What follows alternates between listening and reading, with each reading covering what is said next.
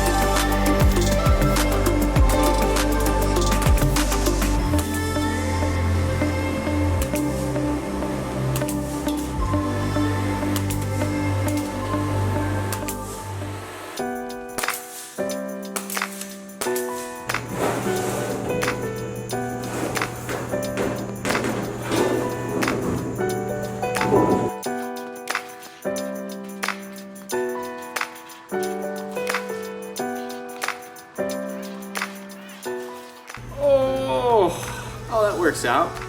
Perfect.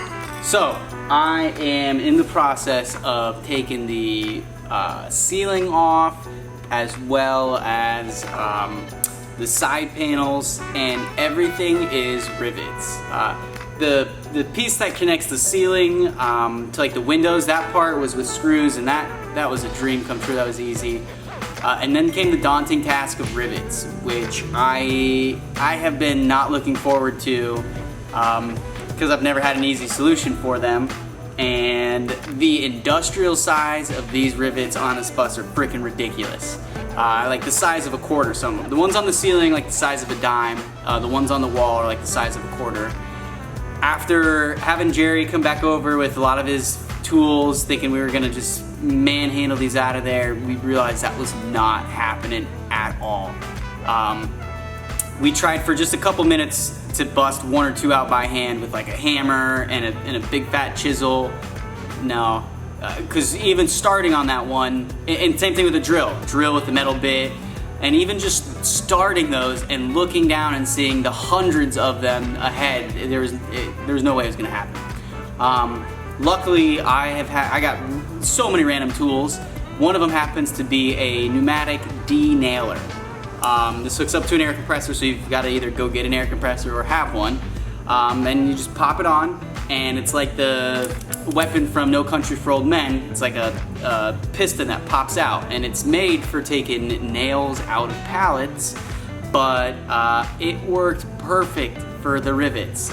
The only downside is I had used this one prior, got a little brad nail stuck in there so the piston didn't want to shoot. So after banging it around and finally getting it apart and putting it back together, it was working. I guess after banging around with the hammer and whatnot, I must have cracked the metal, because after so many uses, this one shut down within like the first 2 rows of rivets.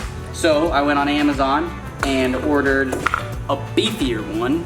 I think it was cheaper. I think this was like 40 bucks, 35, between 35 and 40 bucks.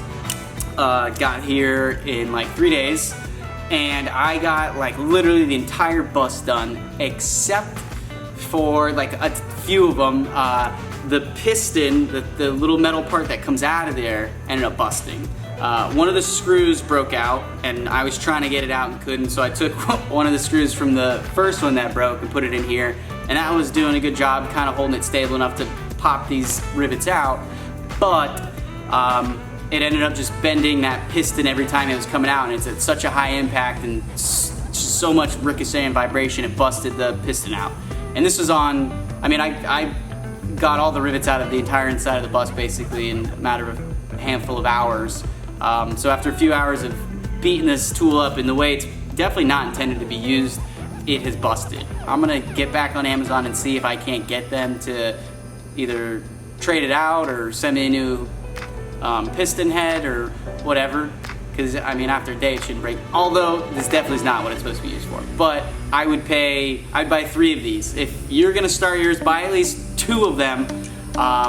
They're awesome tools to have around, especially if you're gonna be repurposing any pallets or anything, but I mean, it made this job fun. Like, I was just target practice, shooting stuff out.